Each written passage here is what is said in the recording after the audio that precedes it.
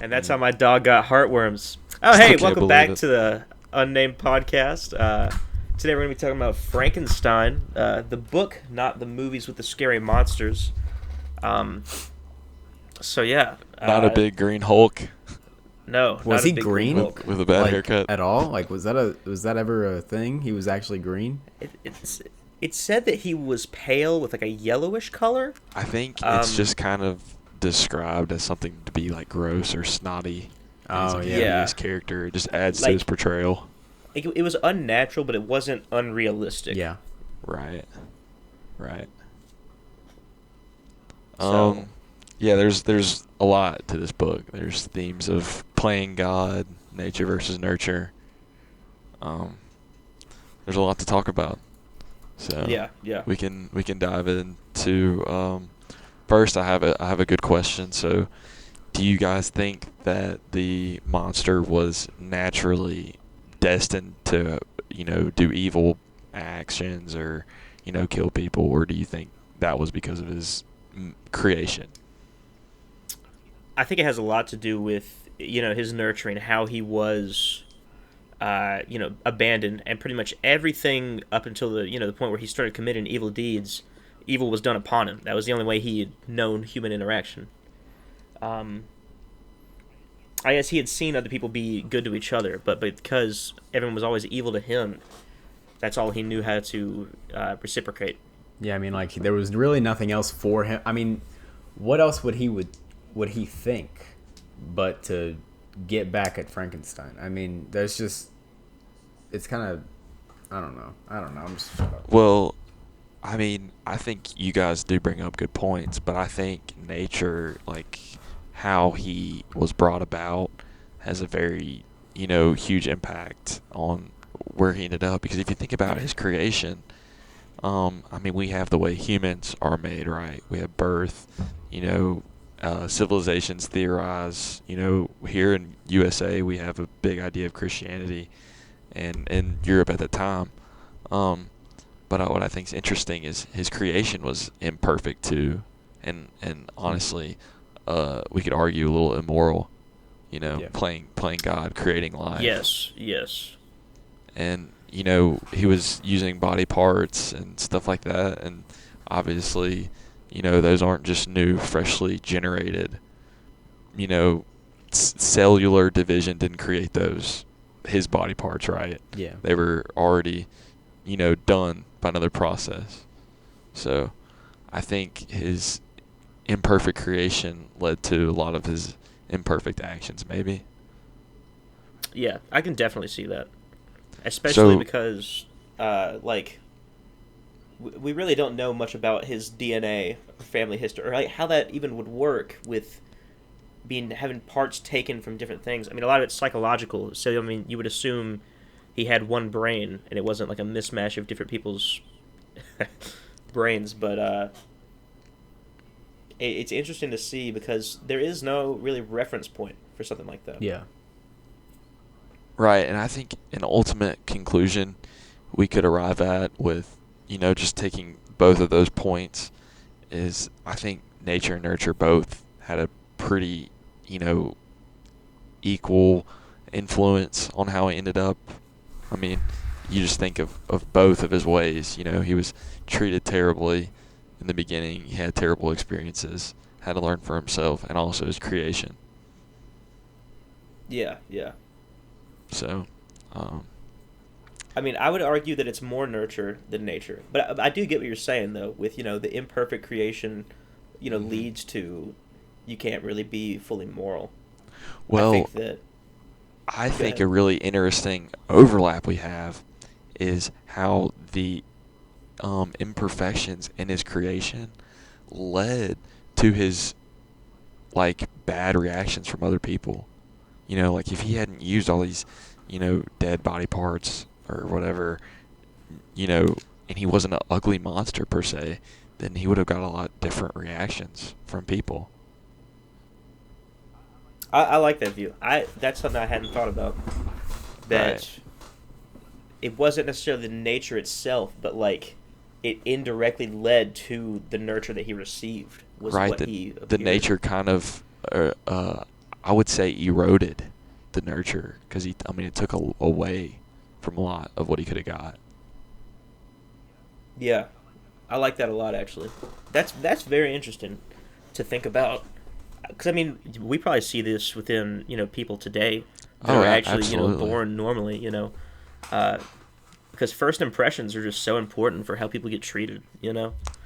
Uh, Well, that's not something I've ever thought about like that. I think, yeah, I think it can bring a new perspective to the whole conversation of nature versus nurture as a whole.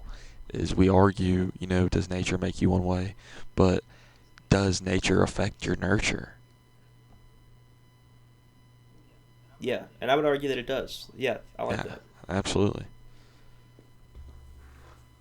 So, what are some other themes we have in here in the deep and complicated Frankenstein? Well, I think we could talk about Frankenstein himself and like how he got to a point that he would, dig in graveyards and assemble just this monster and not realize how ugly it was until it came to life. I mean, how do you get to that point? How do you delve that deep into something that you're working on that like you completely ignore all the signs of it I going mean, like, it wrong? gets to the point of like him actually bringing him to life until he's actually frightened of it. Like, he knew that Right, was the goal right. of the entire thing, but he wasn't actually frightened until it started, like moving. So, It's like he's so blinded by his passion for it that whenever he like ultimately reaches his goal, there's like a shock of awareness. You know. Yeah, like, his science worth I throwing think he was away all absolutely that. blinded. Mm-hmm. Well, what Because I think. he called the monster beautiful, and then immediately as soon as it has been fully realized, thinks it's the most disgusting thing he's ever seen. That's true. That's true. Well, I think the reactions he gets from other people is really important too, because it's not just Frankenstein's opinion on the monster. It's, you know, other people are thinking like he is ugly. Yeah. Like he doesn't just hate his own creation. Like his creation is ugly too. You know. Yeah, but I mean, going back to like the thought process of Frankenstein, I think that it says a lot about having good intentions going wrong because his original research and experiments and all this it was to find eternal life, how to create life, how to bring people back from the dead. Right. um, and I think a lot of times there are situations where people want to play God, they want to do things that are outside of our control that lead to these just horrific accidents, both in fiction and in the real world. Well, even in um, even in Frankenstein, if we're trying to revive people, if we're trying to pull, these branches of life together and make a tree, we don't ever say, if we get all these dead branches, is it still going to do photosynthesis? I mean, how is this being, since we can't even, I mean, they call it a monster, gonna think? Is it gonna think like a human did? Yeah. With those same body parts? Is he going to utilize those arms the same? You know, yeah, I, th- yeah, I, th- I think it's an interesting talking point. Um, I think what's also interesting is what's taken away from Victor for scientific exploration. Like he's doing all this research. He really dives into it, but does it really bite him in the butt? Absolutely. You know, like he yeah, gets ill. I mean, that's a terrible experience. I mean, basically, I mean, from a human perspective, obviously, Victor isn't gonna realize, he's not gonna be like, oh man, I did a bad thing morally by playing God and creating life.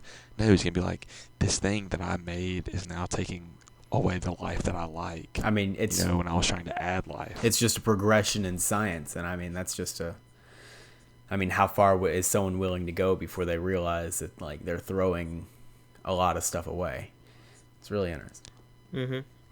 Right, I think it's interesting and it's a good perspective we can take whenever we make improvements today in science. And we're like, what effect is this going to have? How is this going to play out? Because we might have a electric company, and this is going to be great for the environment, but it's under the pretense that it's electric. We don't know how the electric, we don't think about how the batteries are being, taken out of the environment.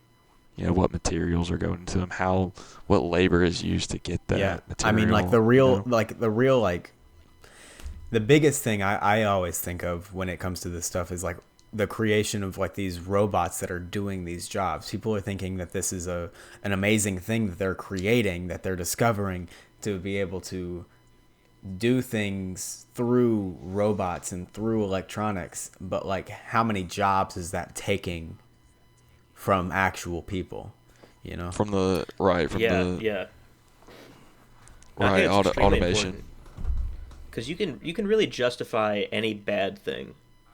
I think that you can justify anything, but it doesn't make it right though. You can disguise anything as something good, and I mean that happens all the time. Obviously, with like pretty much every political figure and corporation to exist in the world, they're gonna have bad sides to them. They justify through other means or through tearing down on other people. Right, and I think Uh, a good point we can take from this is that we see people justify things wrongly, right? That concept, and we see people that accept that. They're like, okay, this is for good, right? Whether they do it under a lie or whatever. Well, what about when, you know, our lives, when we think we're doing something, do we justify it wrongly? You know, he dove into his work, but he never questioned, is this the right thing? Like when we justify something, when we do something, is our reasoning imperfect? I think a lot of times it almost has to be. Right, Um, right. There's gonna be flaws. it's hard. It's a difficult thing to comprehend the idea that you could be wrong. Yeah. Uh, because we always want to have. I mean, the entire human experience is people fighting for power, and will do anything to make it seem like the right thing. Right, trying to control Um, things that are out of control. That's mhm. all looping back around to the God complex. I mean, like, I don't know.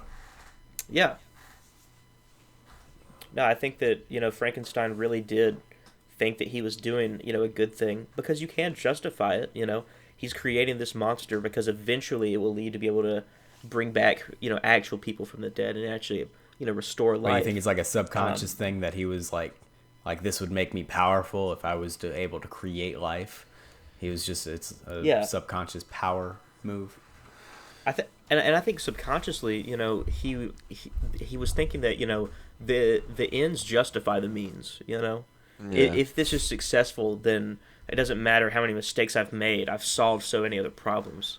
Um, and even in that situation, I don't think it's necessarily about power. It's about fame. Then because he was the one to fix all of the problems, um, which does lead into power. He could obviously exploit that for whatever he wanted. Yeah. Really.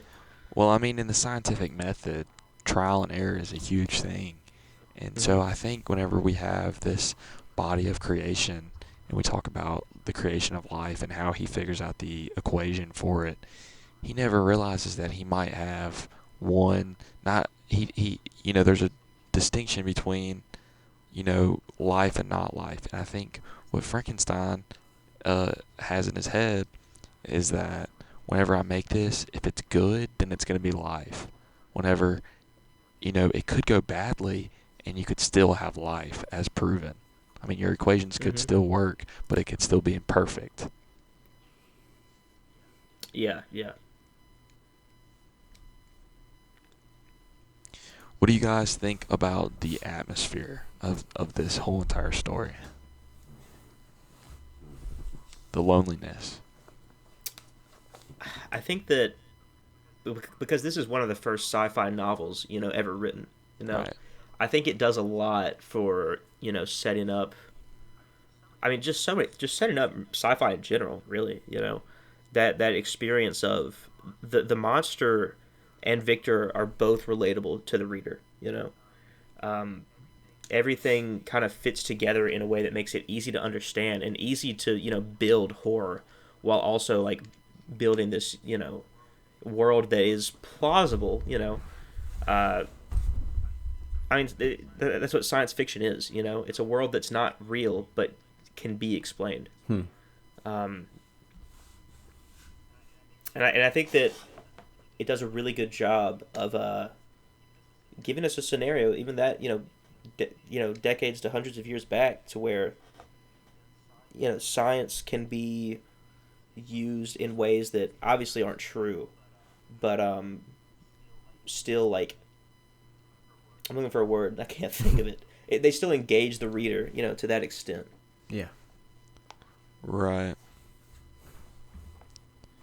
Well, what I think is valuable from this story is going back to our theme that we're talking about is of self-reflection, and how Frankenstein didn't really realize what he was doing wrong. And I think what points to this tremendously is the ending encounter where the monster takes his wife, and he thinks the monster's coming after him. But this whole time, Victor is so wrapped up in his head. He's worried about, himself, and he doesn't realize that there are other targets that the monster's been affecting the whole time, that the monster can use to affect Frankenstein. That's really interesting. You know? I never really thought of it like that. Like he wasn't. It's not that he was trying. It's not that he knew that he was. Like, that's just so.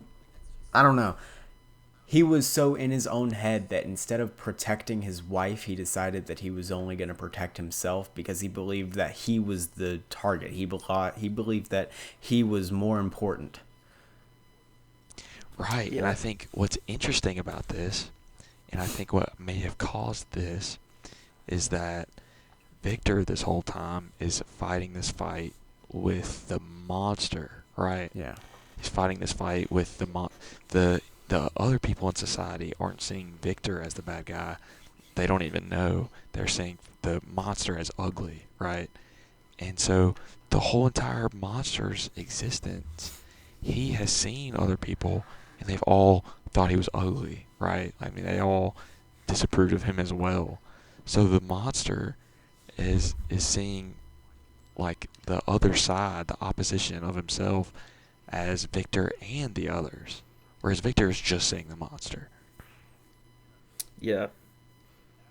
And I think going back to, I think what really makes, Victor's, selfishness, and just like, because, I mean, obviously he wasn't thinking about his wife, which is strange for your wedding night. But I think what makes it so much more intense is how many, people the monster has taken from him at this point, Right. His best friend, most of his extended family have all been killed by the monster, and then the monster could not make it more obvious that he's trying to kill his wife, and still Right. Victor can only think about himself, because he has this god complex in his head, whether it's subconscious or not. It really shows how far he's devolved since creating this monster. Right. I think what was really interesting is that point you brought up earlier about how ugly it got whenever he's creating it and he didn't even realize. And I think that can translate to our own lives when we get caught up in studying, or we get caught up in, doing anything that engages us. We can lose track of time and forget to, wash our hair or something, you know what I mean? Or brush our teeth. It gets ugly over time. Like, you think of any kind of media, that, like, any kind of movie that talks about, like, a programmer or like an inventor, and how they're, like, in their garage or, like, the basement, kind of to themselves, like, hurt, like, away from everybody. And that's what we saw Victor do. I mean, he really nerded out for this. Yeah, yeah. Now I like that, because I mean there's so many times when you get focused on a task, and then you really want to finish a task, and especially when it's something interesting that you've decided you want to do, right? You want to get a project done. Mm-hmm. I mean, over quarantine there would be a couple things where I'd spend a few days just trying to get this one thing done, and then once I was finished, I was like, was it worth, however much slept I lost or however much I didn't, take care of myself during that time. Um, and a lot of times it is worth it, but then when you involve other people, or create other people, in the case of Frankenstein, when you put all of that mess on top of them, that's when it gets really bad. Well, what I think is really interesting is that you can translate a lot of what's in the story with interactions with other people and how it affects us into the lockdowns. I mean, you think of maybe the crowd that is normal people that monster interacts with, and the people in the cottage. There are people that are COVID free, or they're wearing masks, or they're vaccinated. Whatever time period of the outbreak of the pandemic that it kind of fits with, and that they might accidentally you know just say, write you off and be like, oh, you're dangerous to be around, oh, the monster's ugly, you know but they don't go in and address some of the things, and this causes death. I mean, the monster reacts to people bad. I mean, think about the monster's terrible interaction with people now and how that affected other people. Yeah, yeah. But that's kind of an abstract point. But That really hits on. I mean, Sorry, that hits on like a lot. I'm not even. I haven't been thinking about it like that. Like criminals trying to get jobs and being treated poorly, or like veterans coming back trying to figure out where to live and them being treated poorly, and that Absolutely. going other directions. Like veterans ending up going to jail because they are just looking for a place to live, and I mean that's just so interesting on like how Frankenstein, a novel written so long ago, was able to hit on points that are still here. right, how you look at certain people with a difference. Yeah. It changes. And how I think what people don't realize is that, as being a part of the normal population right now, we might not always be a part of the general population. One of us. yeah, We could be the monster one day, and everybody could hate us. yeah, I mean, and it's so easy to like go along, with the crowd, go along with, oh, let's stay away from this person, let's ignore this person, they're ugly, they're whatever, and then until you're on the receiving end of that. Uh, right, and that's the problem is the crowd. You have repercussions for going against it. If somebody was to shelter in the monster, what would the citizens do to them if they found that out, right? I mean, mhm, mhm, it's a whole scenario. yeah. One thing I want to talk about, which is kind of straying away from the novel, is the disservice that Frankenstein's monster has gotten within modern media. Uh, because we started off the podcast talking about how everybody thinks Frankenstein's this big green monster Oh who's yeah. stupid and ugly, and A glorified zombie. Yeah. yeah, Like I really hate how they've ruined the character of Frankenstein's monster, because there's so much depth. There's so that you can do so much with Frankenstein's monster, and there's so many themes that we lifted from the book. It's my favorite thing that we've done this year in class, and yet you turn on a horror movie and he's just slow guy with it's a glorified zombie with two bolts in his ears, and that's the whole thing. Right, and I want to ask you guys if you think the same thing I do.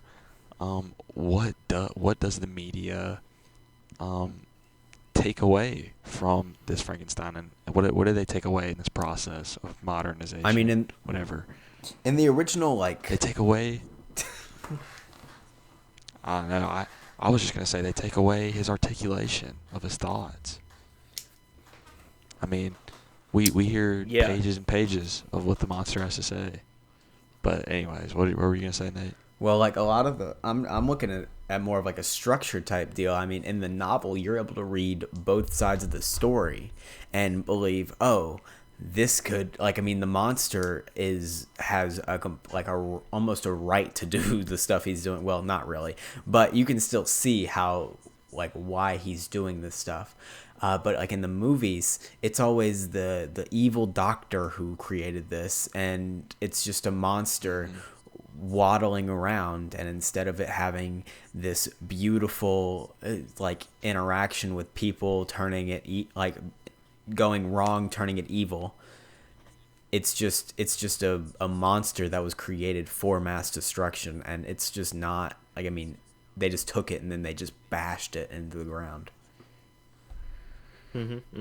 Well, I think you bring up an excellent point about the framing and the structure of the whole entire work. I mean, think of Gatsby. Think of The Sun Also Rises. Think of Jane Eyre. Think of The Life of Pi. We're not seeing the tiger's point of view in Life of Pi, right? Yeah. I mean, we're not seeing two, like, that's what I like about Frankenstein, is because we're getting, I mean, if you count the introduction, we're getting 3 different points of view here. Yeah, I mean, like, you just really can't I mean, tell who, like, where the good and where the bad is coming from. Like, I mean, either it's all evil. Right, or we're good. getting different perceptions. I think that's what's cool about it. Yeah. It's That's the because thing. It sets up each character with their own, motivations. And yes, you can say that, what, either Frankenstein or the monster is doing is evil, but you understand where they're coming from, and you can see how, their psychology works on that. It's not just a basic, simple story of, just you have your single character and, your antagonist. Absolutely. Yeah, I mean, I think it adds to the complexity of the work extremely, dramatically adds a lot. And we get a lot of substance. I mean, it's a very interesting read. Yeah. Yeah. I think one of the reasons that it is my favorite, thing that we've done this year is that second part when, the monster starts speaking. Because it was just such a shell shock to me that he was so intelligent, so well read, so well versed in, Right. Pretty much all of human knowledge up to that point. He just knew so much, because he's just been done such a disservice, within everything that is not the original book. Right. I can't speak for every adaptation, but everything What I that thought I've was known so of cool. has been... What I thought was so cool too, to add to that, is that the monster brings up, I learned the light and the dark. I learned, how to handle things, and the fact that he knows that he learned it, like he learned about learning, right? I think that's cool, and it does show that while the life that he made isn't perfect, it is still life. Weirdly, Yes. Very, very interesting concept.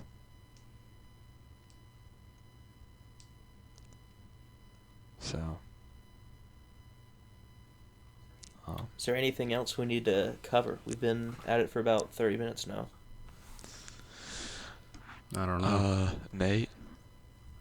I mean, I have a lot of my ideas. I got my ideas across that I got value from in the story. I mean, if there's anything super valuable that you guys wanted to point out.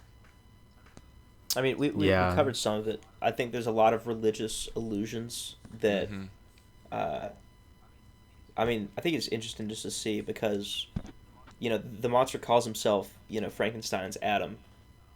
And I thought that was an interesting dynamic between the two, It especially adds because... perspective for sure to a Yeah. Western audience. Absolutely.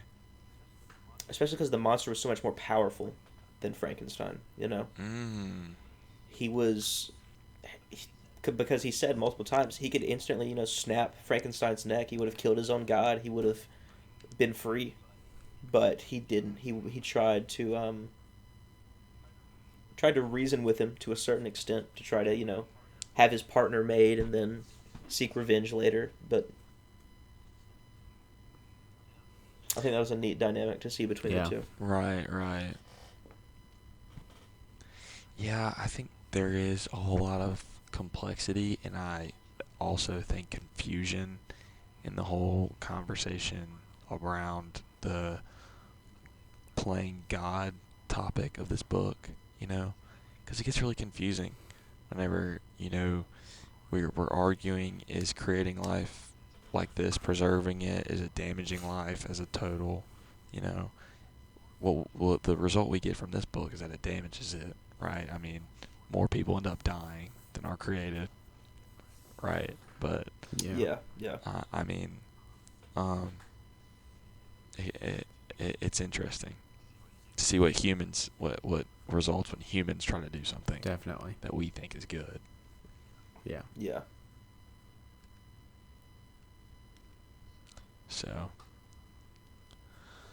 I mean, I've covered my main likings, I should say, Yeah.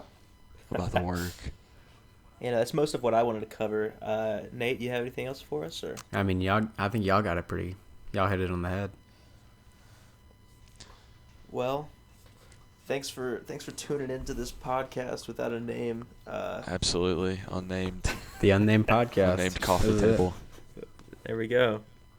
I had a glorious time with you guys. I loved surfing on the topic of Frankenstein. Really diving in. Likewise, yeah. One of my favorite, I think the favorite thing that I've done in school this year, maybe throughout all of high school. I'd really have to think back on that, because there were some pretty good ones, but especially this year, Frankenstein was by far just the most interesting read. It really was.